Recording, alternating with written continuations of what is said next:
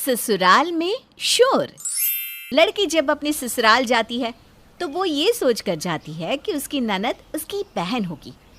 पर क्या हो जब ननद बहन ना बनकर दुश्मन बन जाए और हर समय घर में शोर मचाती रहे। ऐसा ही कुछ हाल था सपना और कृतिका का। सपना और कृतिका अपनी ननद पीहू से परेशान थी क्योंकि पीहू हर समय घर में कोई ना कोई हंगामा करती रहती। ऐसे ही एक दिन, माँ जी 9:30 बज चुके हैं, पीहू को उठा दीजिए ना, वरना उन्हें कॉलेज के लिए लेट हो जाएगा। अरे बहू, क्यों तू मेरी बेटी से इतना जलती है? बेचारी थोड़ा सो ही तो रही है, सोने देना। वैसे भी आज उसे कॉलेज लेट जाना है, इसलिए जब उसका मन होगा वो उठ जाएगी।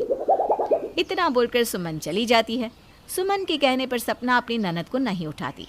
पर कुछ देर बाद कृतिका को याद आता है कि रात में सोने से पहले पीहू ने कृतिका को बताया था कि आज उसके कॉलेज में फंक्शन है, इसलिए उसे कॉलेज लेट जाना है। पर उसकी रिहर्सल अभी पूरी नहीं हुई, इसलिए वो जल्दी जाएगी। सपना, हमसे गलती हो गई। मुझे अब याद आ रहा है कि हमारी शोर मचाने वाली ननद ने सोते टाइम मुझसे नींद में कहा था कि उसे अपने रिहर्सल के लिए जल्दी जाना है। 10 बजने वाले हैं, जाकर जल्दी से उठाओ उसे। दीदी, मैं नहीं जा रही अब उसे उठाने। अगर मैंने उसे उठा भी दिया ना तो वो अपनी गलती मुझ पर थोप देगी। और माँ जी ने कहा है कि मैं छोड़ दूँ उसे और सोने दूँ। और वैसे भी उसने आपको ये बात नींद में कही थी ना। उसकी नींद में कही हुई बातें कितनी सच होती है और कितनी झूठ, ये कोई नहीं जानता।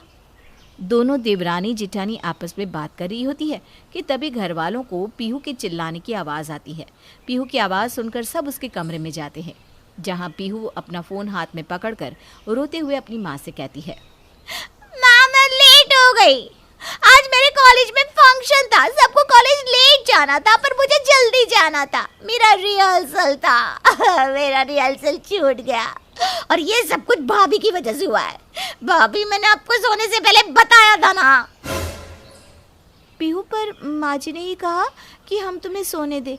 अगर हम तुम्हें जल्दी उठा देते तो तुम्हारी नींद खराब हो जाती, तो भी तुम शोर मचाती। इसलिए माँ जी के कहने पर हमने तुम्हें सोने दिया।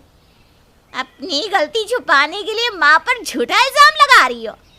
माँ, देख रही हो ना तुम, ये सब ना तुम्हारा बढ़ावा देने का ही नतीजा है। पीहू, क्यों बात को रबड़ की तरह खींच रही हो? तुम्हारी सिर्फ रिहर्सल छूटी है ना, फंक्शन नहीं। तुम अभी भी आराम से जा सकती हो। ब्रेकफास्ट तैयार है, जल्दी से तैयार हो जा। देख रही हो माँ, भाभी किस तरह से मुझसे बात कर रही है। आप अभी भी कुछ नहीं बोलेगी ना भाभी को? इस घर में मैं ही तो हूँ जो शोर मचाती हूँ। इस घर में कोई मुझसे प्यार ही नहीं करता। पता नहीं आपने अपनी बहू को इतना सर पर क्यों चढ़ा कर रखा है। पीहू चाहती थी कि उसकी माँ अपनी दोनों बहुओं को खरी खोटी सुनाए, पर क्योंकि सुमन अपनी बहू को कुछ नहीं कहती, इसलिए पीहू अपनी ही माँ से नाराज़ हो जाती है। अब इसी तरह से कुछ महीने बीत जाते हैं और पूरा परिवार एक पार्टी में जाने के लिए तैयार होने लगता है। तभी पीहू अपनी दोनों भाभियों से कहती है, भाभी, हम बहुत बड़ी पार्टी में जा रहे हैं। शायद ही आपने इतना बड़ा फंक्शन देखा हो, तो प्लीज अच्छे से तैयार होकर जाना। पीहू, हमें तैयार होना नहीं आता। अगर तुम हमें अपने हाथों से सजा दोगी तो कितना अच्छा रहेगा। अगर ऐसी बात है तो ठीक है, आज मैं ही आप दोनों को तैयार कर देती हूँ। आप अपनी अपनी साड़ी निकाल लीजिए, तब तक मैं तैयार होकर आती हूँ। हम साड़ी पहनकर नहीं जा रहे हैं, बाहर बहुत गर्मी है, सूट ही ठीक रहेगा। भाभी, आप दोनों इस घर की बहू हो, बहू बनकर रहो। बाहर न जाने कितने मेहमान होंगे और आपको हीरोइन बनने की पड़ी है। मैं कुछ नहीं कहती, इसलिए आप दोनों अपनी मनमानी करती हो। पर मैं आप दोनों से कह देती हूँ, अगर आपने साड़ी नहीं पहनी तो मैं माँ से कह दूंगी कि वो आप दोनों को पार्टी में ही ना लेकर जाए। अगर ऐसी बात है तो ठीक है, हमें भी नहीं जाना किसी भी पार्टी में। तुम आराम से जाओ और कह देना मेहमानों से कि तुम्हारी भाभियाँ बीमार हैं। सपना को पीहू की हरकतें पसंद नहीं थी, इसलिए वो पीहू को मुंह तोड़ जवाब तो देती है, पर पीहू भी कुछ कम नहीं थी। वो भी अपनी भाभियों को सताने का कोई मौका नहीं छोड़ती और बाहर जाकर अपनी माँ से कहती है, माँ, भाभी ने तो ठान रखी है कि वो हमारी नाक कटवा कर रहेगी। मैंने तो बस इतना कहा कि सूट के बदले साड़ी पहनकर चलो, तो दोनों भाभी मुझसे नाराज हो गई और मुझे ही भला बुरा कहने लगी। अब आप ही बताओ, मैंने कुछ गलत कहा क्या? नहीं बेटा, तूने कुछ गलत नहीं कहा। अगर वो दोनों अपनी सकड़ में रहती है तो रहने दे, कोई ज़रूरत नहीं है उन दोनों को ले जाने की। सुमन भी अपनी बेटी की बात में आ जाती है और अपनी बहू को अपने साथ लेकर नहीं जाती, जिस वजह से कृतिका और सपना अब अपने घर वालों के साथ बाहर जाना बंद कर देती हैं। ऐसे ही एक बार सपना कुछ दिनों के लिए अपने मायके चली जाती है और इसी बीच कृतिका की तबीयत खराब हो जाती है, जिस वजह से वो घर के काम नहीं कर पाती। घर का काम ऐसे का ऐसे ही पड़ा था, इसलिए सुमन खुद घर के काम करने लगती है। तभी वहाँ पीहू आकर अपनी माँ से कहती है, माँ, तुम क्यों काम कर रही हो? तुम्हारी दो बहू है, फिर भी तुम घर के कामों में लगी पड़ी हो। कहाँ है भाभी? अरे पीहू बेटा, सपना बहू अपने मायके गई है कुछ दिनों के लिए और कृतिका बहू की तबीयत ठीक नहीं है, तो मैंने सोचा कि आज मैं ही काम कर लेती हूँ। कोई ज़रूरत नहीं है माँ आपको काम करने की। भाभी ना नाटक कर रही है ताकि उन्हें काम ना करना पड़े। और अगर उनकी सच में तबीयत खराब है तो आप सपना भाभी को क्यों नहीं बुला लेती? बहू होने के बाद भी आप घर के काम खुद करोगी, ये आपको शोभा नहीं देता। पीहू अपनी माँ को घर का कोई काम नहीं करने देती और कृतिका के कमरे में जाकर उसके ऊपर चिल्लाने लगती है। भाभी, आपके घर वालों ने आपको कुछ सिखाया नहीं कि ससुराल में कैसे रहा जाता है? आपको शर्म नहीं आ रही अपनी सास से इस उम्र में काम करवाते हुए? पीहू, अपनी जुबान को लगाम दो। ये घर मेरे अकेले का नहीं है और ना ही मैं इस घर की नौकरानी हूँ।